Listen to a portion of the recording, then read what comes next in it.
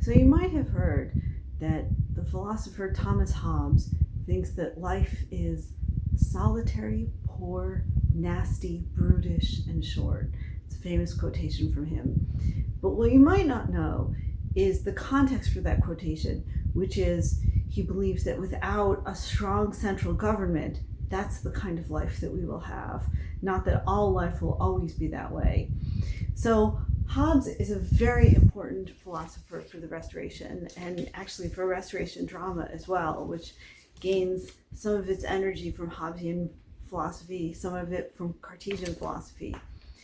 So for our current purposes, I think the big difference between Hobbes and Descartes is that even though Descartes has a lot of materialism in his philosophy, there's also a metaphysics that goes with the material.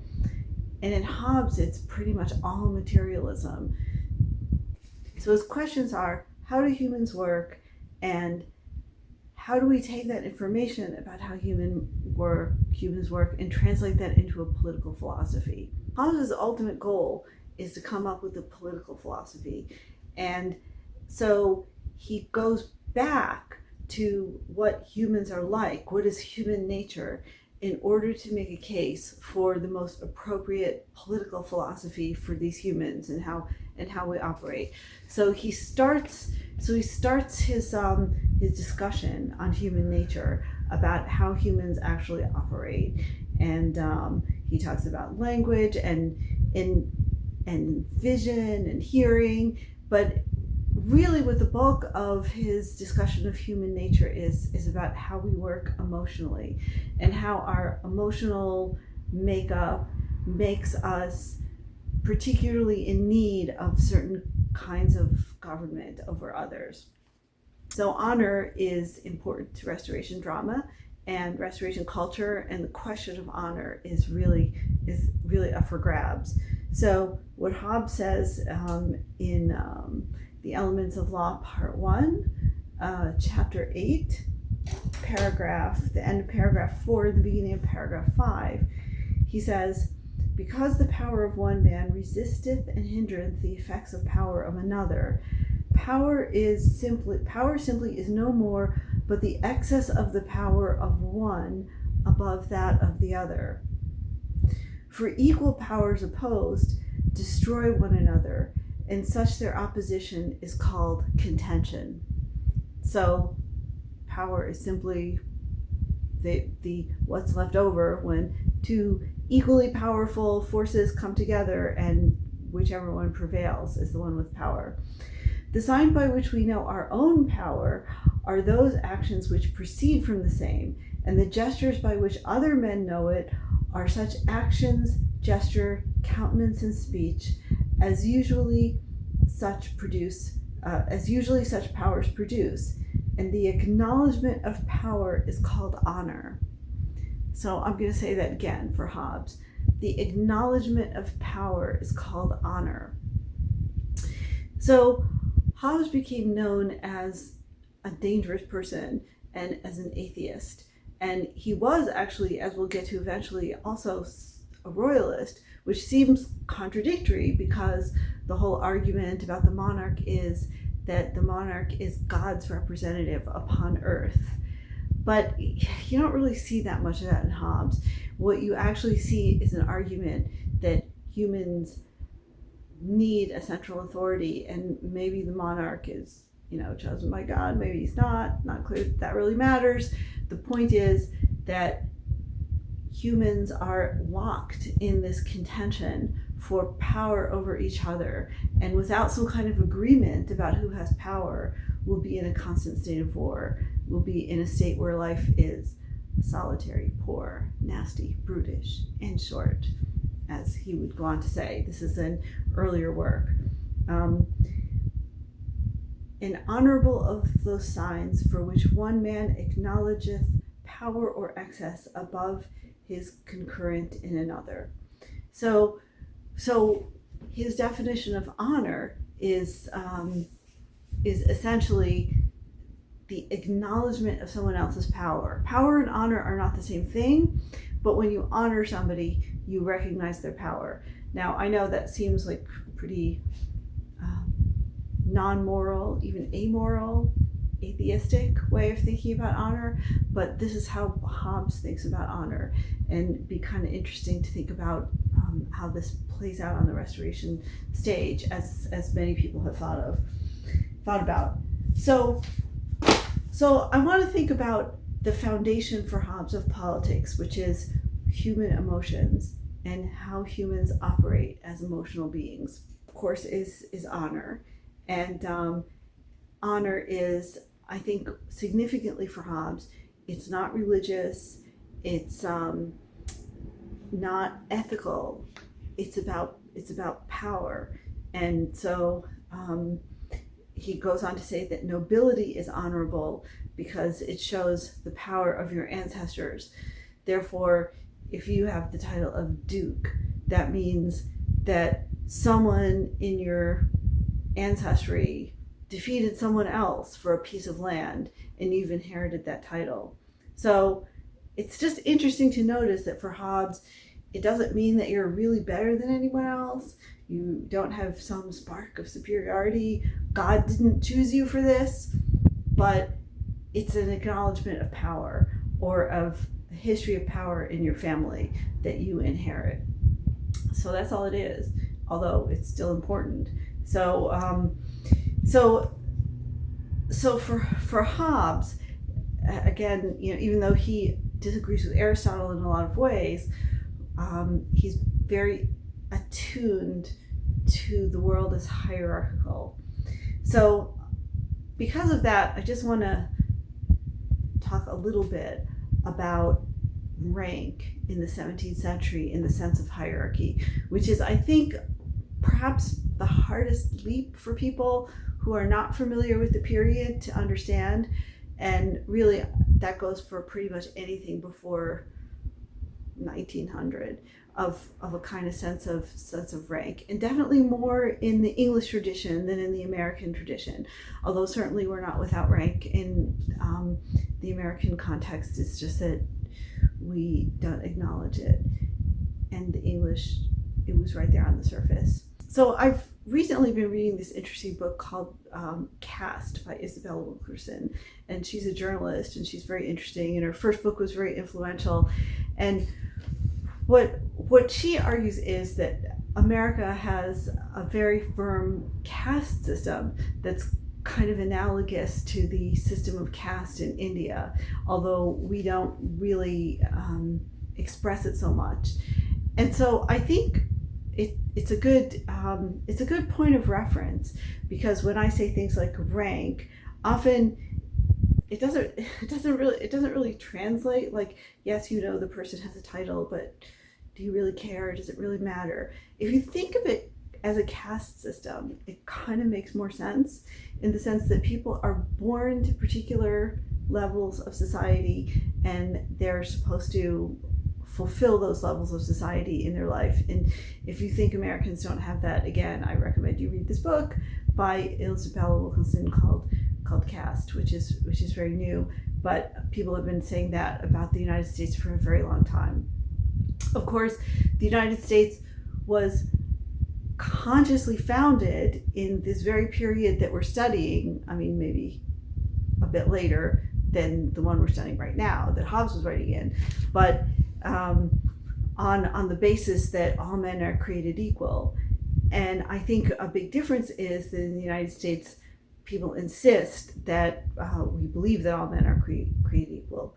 But at this time, when Hobbes is writing, nobody believes that. So for Hobbes to say that honor is only the fact that your ancestors had power, or only is sort of weighting it, he wouldn't say only, he would say honor is acknowledging someone else's power, is definitely radical, and it was radical at the time. And I think, which is not to say that Hobbes is an egalitarian, because he absolutely is not. So don't think I'm saying that. But he's saying that nobody is really, that there aren't inherent differences between people. When the English went to other countries, they were often baffled by their caste systems, their systems of rank. And most societies that we know of have some way of putting people in these subtle differences of rank or caste or whatever you want to call it. Now, the difference from the 17th to the 18th century is that often historians have argued that in the 17th century the focus is on rank, and in the 18th century the focus is on class. And the difference with that is that there was fully the belief that you were born into a certain rank in the 18th century, in the 17th century, and that would not change through your whole lifetime. Whereas in the 18th century, your micro place in the society had to do with, as Marx would say, your relationship to the means of production. So it also had to do with whether you owned something and hired other people to do work for you. Whereas in the 17th century, there was a belief that was an essential part of your identity. So Hobbes is very interested in the foundation of what he considers human emotion as a way of figuring out what is the best way to organize a society. And there were lots of people at this time trying to figure out what is the best way to organize a society, partly as a result of the Civil War. So some people were wondering, do we need a king at all? Actually, a lot of people were wondering that. A lot of people were saying we don't need a king at all. But Hobbes was not one of them, but he was interested in getting to the foundation of human nature as he understood it. So for him, it all comes down to power. And that, so glory, for example, is the passion that arises from the imagination or conception of our own power. And I won't go into this a lot, but he talks about the imagination at the very beginning, if you recall. He talks about how significant, okay, so I will go into it. He talks about how significant the imagination is to the way humans operate. And so, to take one example that he opens with, which is actually scientifically true, that color does not inhere in objects. Color is a matter of the physiology of your eye and light waves. I don't think he says light waves, but it's definitely something that is within your conception of the thing. And so the series of images that you gather for Hobbes are called imagination. So your imagination is the way your mind cycles through all these images and understands things. So imagination is really important in Hobbes. And so glory is a passion, and it's a passion that arises when we have the imagination, belief, conception, mental idea that we possess power. So, of course, there is an external reality in Hobbes, and so not everybody who believes they have power actually has it. And so, if you believe you have it and you don't really have it, it's called false glory. And another thing it's called is vainglory. So vainglory is the belief that you have qualities that you don't really have. And he actually mentions Don Quixote as an entire novel about vainglory. So that's the story of the parody of the romance, because the characters in the romance really do have power and Don Quixote does not have power. So it's funny because he imagines that he does have it. So humility, he says, is the opposite of glory, which is the apprehension of our own infirmity. So notice that he's not going for some kind of, Christian, the meek shall inherit the earth. No, you're humble if you're inadequate, if you don't have as much power as other people. I don't know if that's inadequate, but if you don't have that, that's where humility comes from. Shame is when you start out with a good opinion of yourself, but you find a defect, and that's shame. And shame is actually for Hobbes a good thing, because shame can make you more careful going forward, and it can help you figure out what level you're actually at. So courage is lack of fear, and anger is actually a sudden courage. So you're emboldened. And another emotion he talks about or a passion, as a passion, is revenge. So revenge is the expectation or imagination that he that hurts us gets hurt by us. So the end of a revenge plot or your personal revenge is not death, because for the other person to randomly die or for you to kill him and he never knows that you killed him, that is not revenge. Revenge has to be that the other person knows it's you, and so otherwise it's not revenge. So repentance is when we realize our actions have not been productive. So a Christian context might say our actions have not been virtuous, our actions have not been righteous, but no, this is Hobbes. So it's your actions have not been productive. So pity, this is one of my favorite Hobbesian definitions. So pity is actually similar to Aristotle in that it's the imagination or fiction of future calamity to ourselves, proceeding from another man's present calamity. So pity does not involve empathy. In fact, one thing to notice in Hobbes is that there's pretty much no empathy. There's also no sympathy, and those are different, and we'll get to those later in the 18th century, where there's a lot of empathy and sympathy under the microscope. But in Hobbes, nah, that's not really a part of it. It's there is love, and so you're more likely to pity someone who you love. And so there is affection that goes with pity, that can go with pity. But really it's like,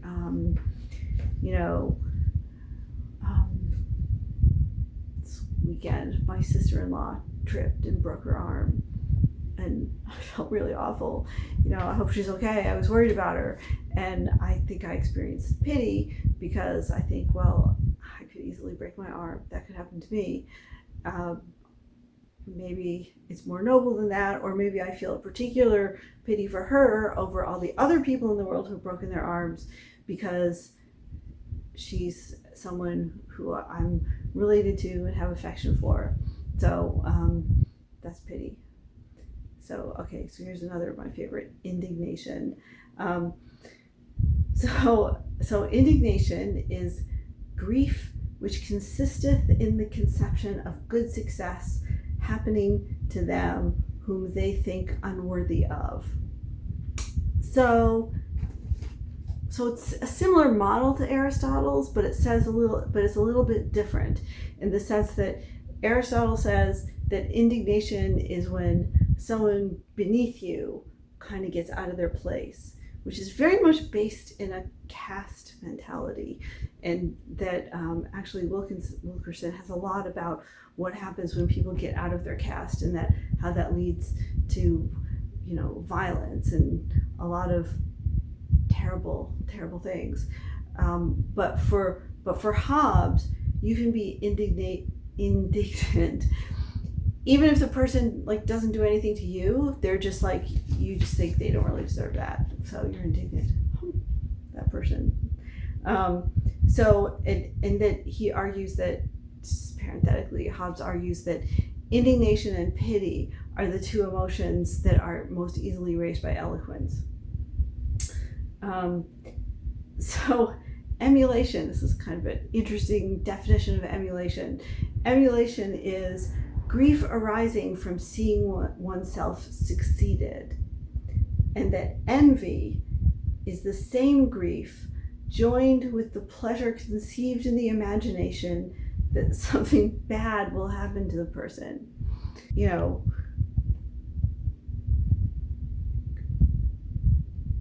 So somebody I work with got a promotion and I didn't. That's emulation, which is sort of weird because we wouldn't really think of that as emulation. We would think of emulation as something positive, but not so much for Hobbes. And then envy is if I think, well, I hope they totally fail. then that's envy, is when I hope something bad happens to them. And so it's envy. So there's also in Hobbes, which is relevant for comedy, there's also an emotion that produces laughter, but the emotion itself doesn't have a name. We don't know what it is and why laughter gets produced. And so he talks about what we laugh at, but there isn't really an emotion for Hobbes associated with it.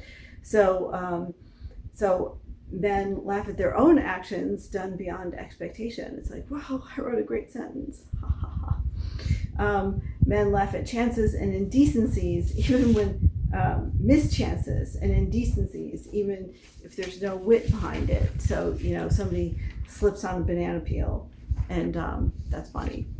So these are all things with Hobbes about how emotions work. So you get the idea. So I'm going to move quickly now to why this is political and what this has to do with politics. And so in the same work, I'm just going to end on two quotations from Hobbes. So basically we're just like all in this situation where we're constantly competing with each other. And he has this wonderful image of that life is like a race. Do you remember that? That, to endeavor is appetite, to be remiss is sensuality. So basically human life is, we're all in a constant race with each other. And so in order not to exhaust ourselves in this race, and or not to have a life that's solitary, poor, nasty, brutish, and short, we bond together by a mechanism called contract. And in this contract, we make certain agreements with each other and with others who we put in charge. And so he argues that everyone is born free. Everyone is born at liberty. However, by your consent, a man's own consent may abridge him of that liberty which the law of nature leaveth him, but custom not.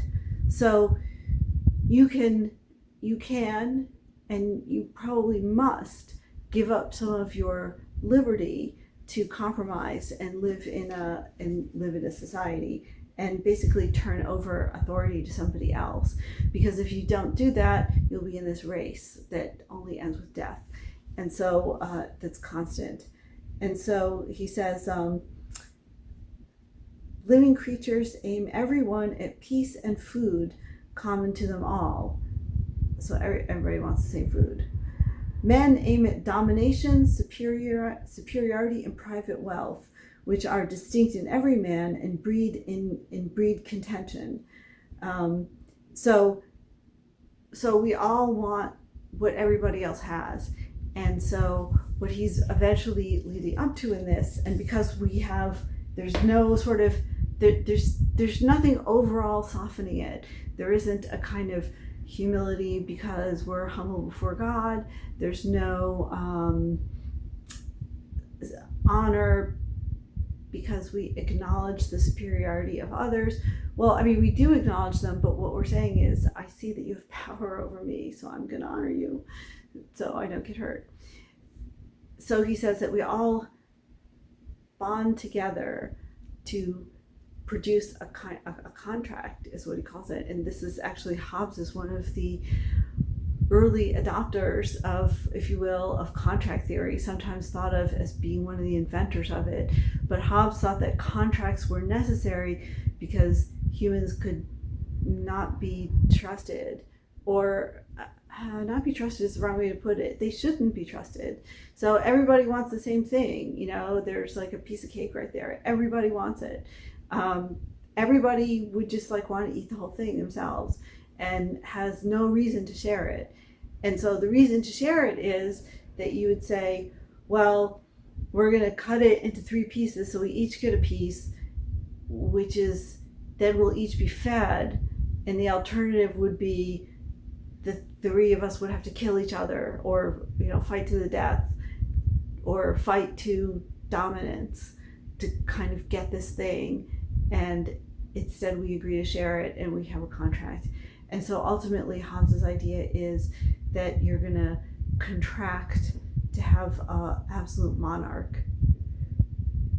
Excuse